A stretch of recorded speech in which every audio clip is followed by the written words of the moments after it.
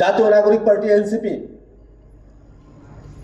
AB party এবং রাষ্ট্র সংস্কার আন্দোলনের সঙ্গে মিলে আমরা গণতান্ত্রিক সংস্কার জোটে যাত্রা শুরু করেছি।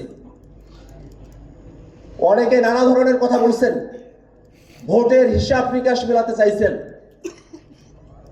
কিন্তু গণতান্ত্রিক সংস্কার জোট মনে করে শুধু ভোটের হিসাব নিকাশের ভিত্তিতে বাংলাদেশের রাজনীতির গতিপথ নির্ধারণ করা সম্ভব নয়।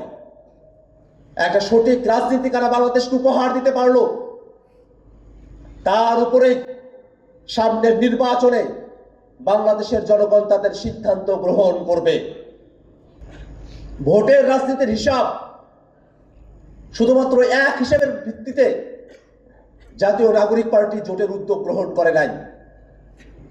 আপনারা যদি বাংলাদেশের বিভিন্ন প্রান্তে যান, মানুষেরা এখনো ঠিক করে নাই তারা কোন দলকে ভোট দেবে।